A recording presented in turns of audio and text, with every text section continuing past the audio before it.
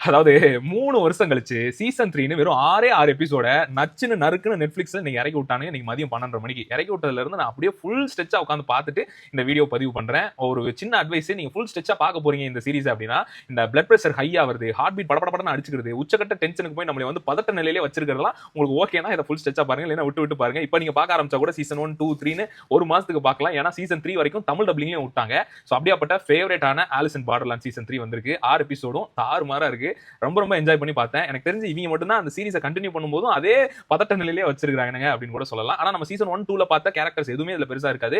நம்ம hero heroine ஒரு சில கேரக்டர்ஸ் மட்டும் தான் இருக்கும், மத்த எல்லாருமே புதுசு தான். சோ சீசன் 1, 2ல பார்த்து ரசிச்சவங்க இல்லையா அப்படின்னா அது ஒரு குட்டி சர்ப்ரைஸ் இருக்கு. அது வந்து நீங்க இந்த சீசனை கடைசி வரைக்கும், கடைசி எபிசோட்ல கடைசி செகண்ட் வரைக்கும் நீங்க பாத்தீங்கன்னா அதுல ஒரு சந்தோஷம் இருக்கும். அதை நீங்க பார்த்து ரசிக்கலாம். ஓகேவா? ஆனா இதுல இன்னொரு ஷாக்கிங்கான விஷயம் என்னன்னு கேட்டீங்கன்னா, ஆலிஸ் இன் பார்டர்லாண்ட் வந்து கண்டினியூ ஆகுது. இது நல்ல விஷயம் தானே அப்படின்னு கேட்டீங்கன்னா, ஆனா இதுலயே கண்டினியூ ஆகல. இவங்களும் கொண்டு போய் ஸ்குவிட் கேம் மாதிரி யூஎஸ்ல போட போறாங்க போல இருக்கு. அவங்க என்ன பண்ண போறாங்கன்னு தெரியல. இந்த ஆலிஸ் இன் பார்டர்லாண்ட்லயே உங்களுக்கு ரொம்ப பிடிச்ச கேரக்டர் எது அப்படிங்கறத கீழே கமெண்ட் பண்ணுங்க. எனக்கு எப்பயுமே சீசியா தான்.